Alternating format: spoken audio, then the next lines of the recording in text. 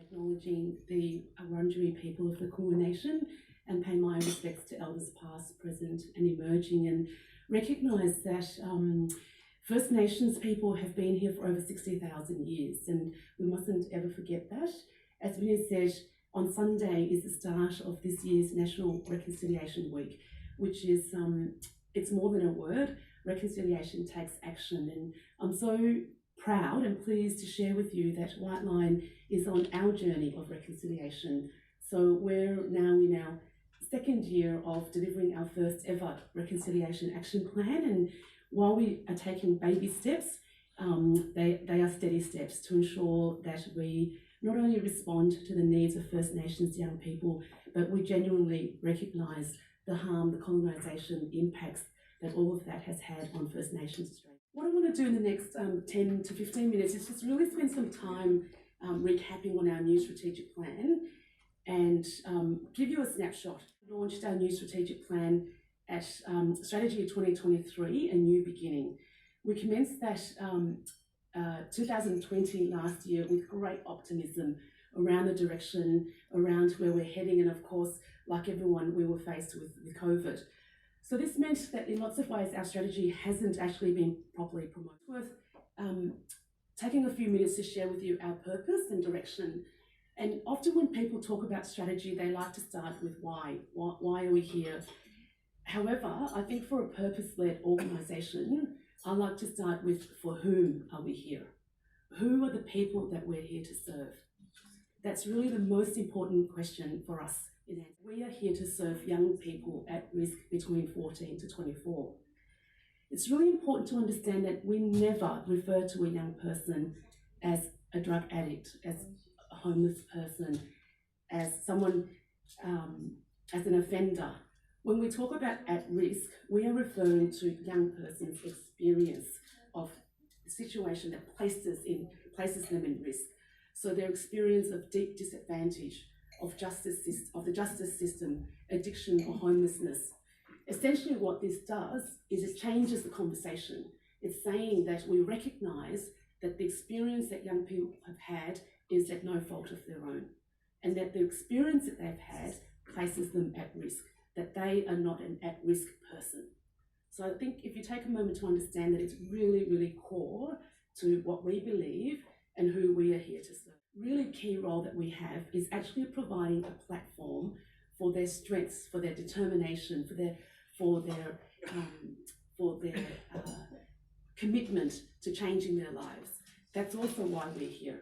Yes, we absolutely provide a range of services to support young people, but we're also here to ensure that people understand the resilience, the strength, the determination of young people, rather than perhaps the negative ways in which the mainstream media portrays young people. So why do we exist?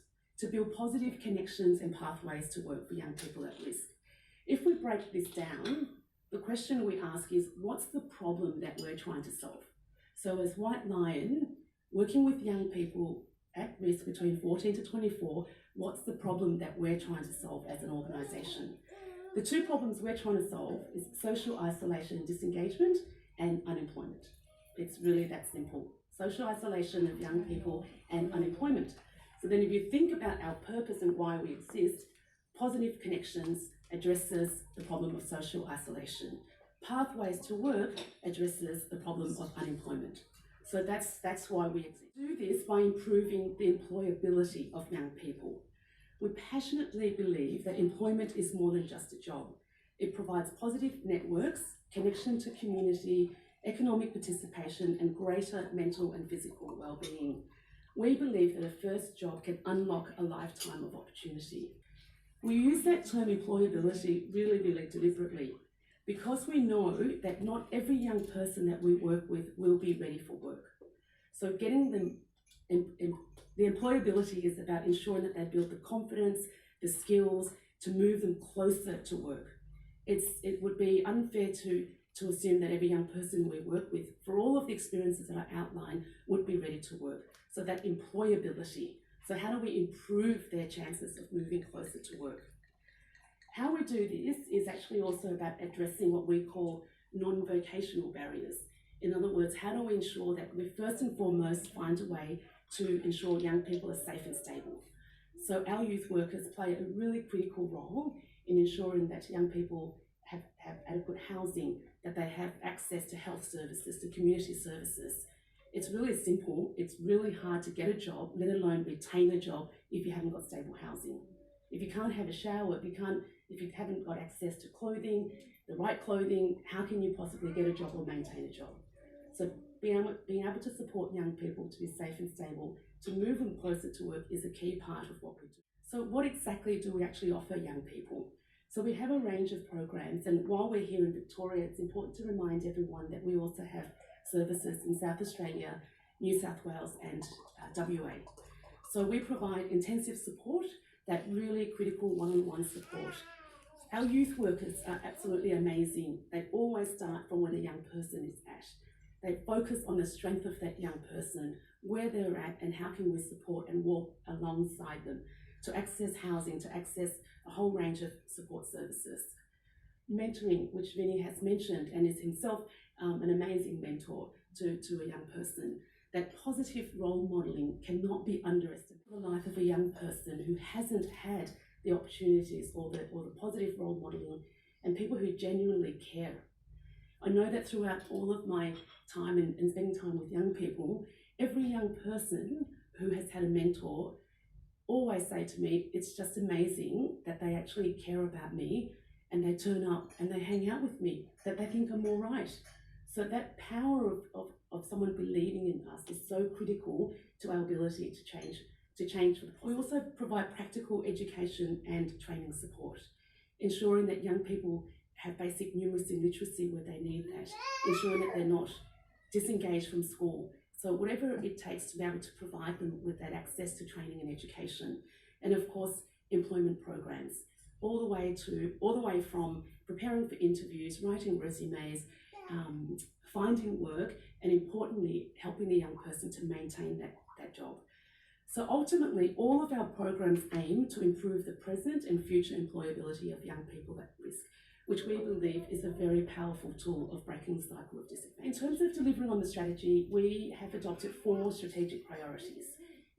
So everything we do across the organisation comes back to these 4 priorities: people, programs, supporters, and sustainability. So people, which I'll come to in a moment, is all about our workforce, our staff and our volunteers. Programs is about the delivery of what we offer, and as Catherine mentioned, it's not just about what we offer, it's about how effective is it, how innovative is it, can we measure its effectiveness, is it actually having positive outcomes? Our supporters are also one of our 4 strategic priorities, and that's why today is so important. We haven't ever brought such a diverse group of supporters together before, and we really believe that in bringing the group together, you will also learn from sustainability. We talk about without profit there's no purpose, without margin there's no mission. So we're unapologetic about always ensuring that we have a sustainable organisation. Thinking about the future viability of the organisation is a really core part of our priorities. One of those strategic priorities, which is our people. I really believe that an organisation's intellectual property is its people. At Whiteline, we're very passionate about creating a safe and inclusive culture with high-performing staff. We want to ensure that this culture is not replicable anywhere, and that it's our intellectual property. In March this year, we appointed our first ever Director of People and Culture. We want Whiteline to be the best workplace our staff have ever worked in, right? The best workplace that our staff have ever worked in. We want people to leave Whiteline more confident, more capable, more skilled than when they came in. That's what we want in terms of our workforce. So the focus on people is a really important one for us. We've done a lot of work over the last 2 years to ensure that we focus on people and that we do create a safe and inclusive culture where staff belong. We believe that when staff are enabled to be their best, it means that of course that translates to amazing services for young people. What we want for every single one of our staff, when you get asked, what is your job? My job is to change the lives of young people at risk. So our efforts in working as a whole of organisation is really core to who we are.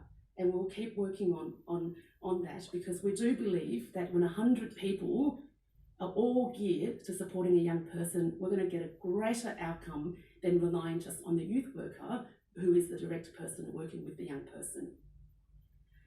So throughout that time, we've weathered the COVID storm and we've continued to rebuild our financial base with 80% turnaround over the last 2 years.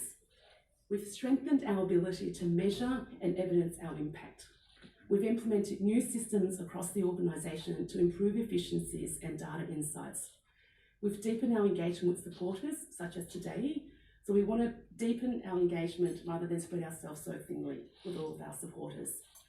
We've been able to also influence government policy through submissions to inquiries. None of this would have been possible without our people. To all our staff here today and to everyone who's not here also, my focus today is really to say thank you to all of our staff. It's their passion, commitment and talent that makes our organisation what it is. Everything that we've achieved. I'm always asked by people, what can we do to help? What else can we do? And if you're interested and you'd like to help, we are recruiting mentors. We've got a range of programs across our mentoring program where you can mentor a young person who's currently in care or they're leaving care, or one of our new programs in Melbourne is what we call breakthrough mentoring, and that's very specific to employment. So it's, as a mentor, you would use your networks to help to build the young person's confidence and their linkages to be able to move them closer to be able to get a job. So if you're interested, Di and Tanya, so if you just stand up, please come and speak to them. And there's also flyers, I think, on our table for you. So just before I do wrap up, Vinny, I didn't get a chance to actually say early on, but I wanted to acknowledge Mark Watt, one of our co-founders, who's also here. So Mark, a warm welcome to you. And Glenn Manton, who's our other co-founder, had to pull out really just in the last hour. But I want to recognise that while we are absolutely clear about the future of Whiteline and where we're heading, we will always continue to carry on and continue to hold what has been amazing about our history. And it's great to have Mark and Glenn still involved with us, and I'm sure they'll continue to be involved with us in the future.